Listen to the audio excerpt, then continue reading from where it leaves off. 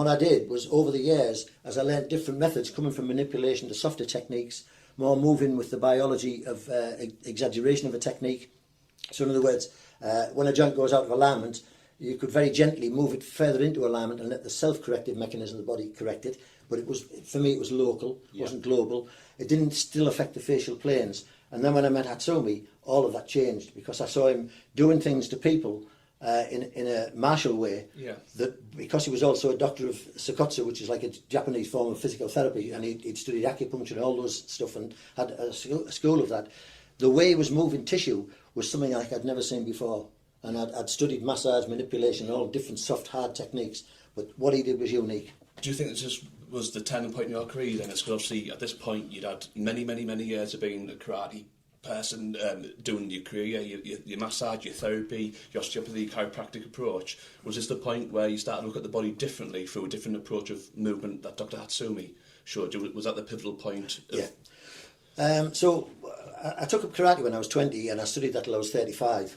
And I loved it. I loved the discipline. Because I was dyslexic, it was very difficult for me to learn the forms. But once I'd learned them and as associated muscle memory, then it was very good for me. Yeah. More than I thought, realised with the dyslexia, because when you move in all directions and you move three-dimensionally, that actually helps the brain integrate, which is something I was learning along the process.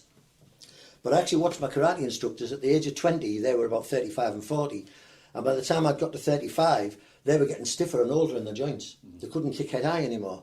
And I started to look at that as a concept, and some of the movements that they would, some of the exercises they would do, I refused to do. I thought were bad, repetitive exercises.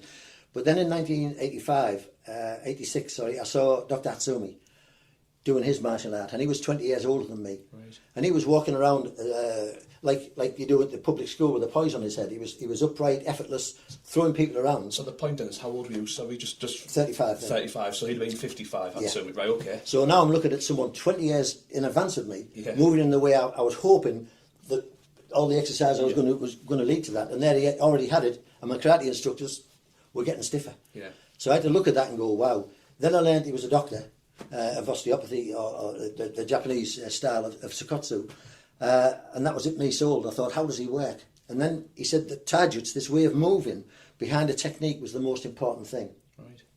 And although people would be taught it in forms, it was quite effective. What he taught us when we got the personal tuition was he taught us the anatomy of the martial system, because there's very vulnerable points around the body that if you know how to press or move them, it disenables the body. But also if you use them in the medical way, so you use it in your medicine, that would revive the tissue. Right. Yeah, yeah. But because of his Japanese language and the way the Japanese teach things, they teach from the limbic brain. So it comes through as a feeling, and feeling is very difficult to express in words.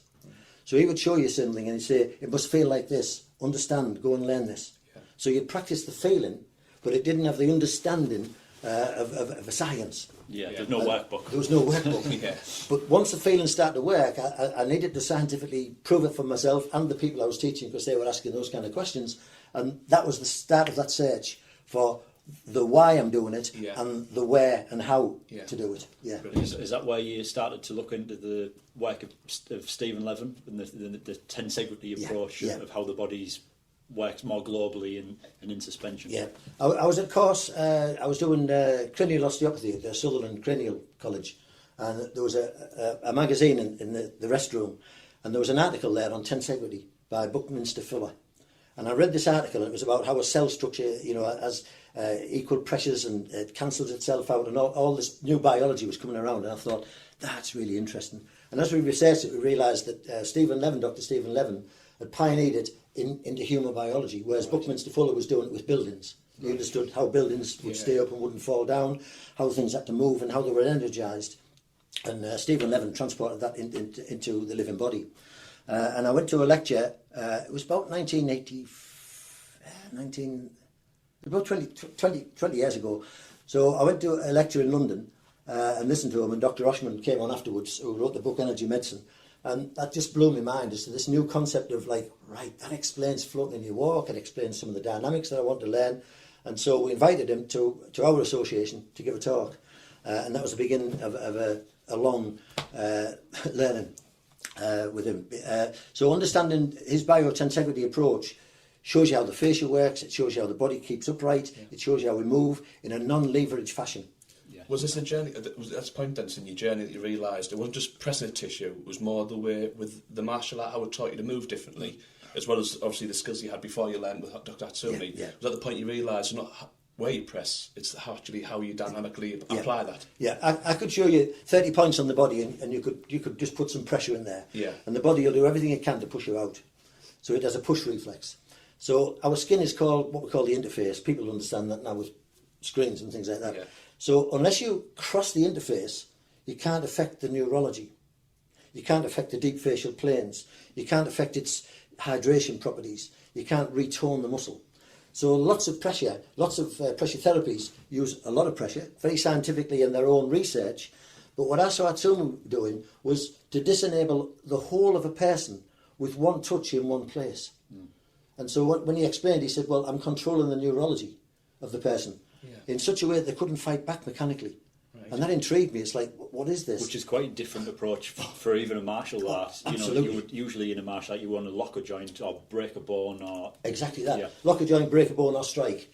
Somebody would make some sort of an attack. He would either touch their arm, whatever body part he approached. He'd apply these pressures. It could be with his elbow, it could be with his knee, and he said you must be able to do it from all over your body, which again, as we talk about joined up moving, is important. Yeah. And then he would apply these pressure vectors to the body across the interface and disenable them. He could either make it very painful, or he could make them just totally lose the balance and not able to regain it, as long as he kept that pressure on. Yeah. And then he explained that damaged tissue, it's the reversal of that. Yeah.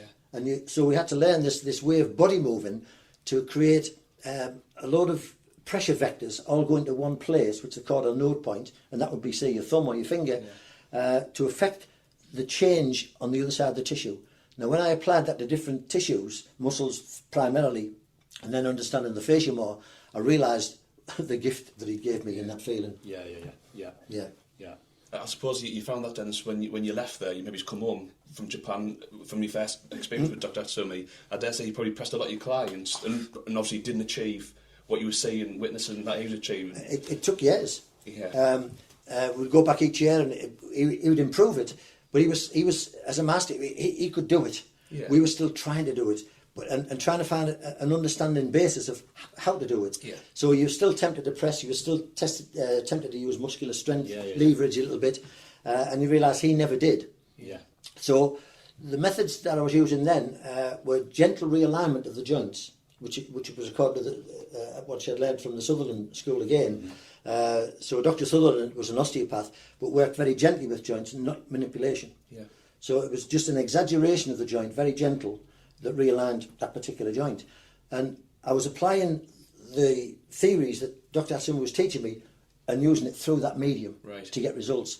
But it still wasn't what he was doing, because he could overcome resistance without force. And that was the key bit. Yeah. That took me years to get. Okay, yeah. So that was the key thing, to be able to overcome resistant tissue with the same pressure without using force, such as a chiropractor or an osteopath would have to use. And is that what partly led you down to the road of looking into things like tensegrity and fascia, because of what he was telling you and trying to find scientific answers and backups? Yes. That must have been a mind-boggling position coming from karate, which you render somebody unconscious or break something, to be able to disable somebody from one point, but also influence the whole body from that one point. And he actually taught this concept. He would say only one point, and it wasn't that there was only one point on the body. There was only one contact point needed to do the work. So in other words, you could work from anywhere. Yeah.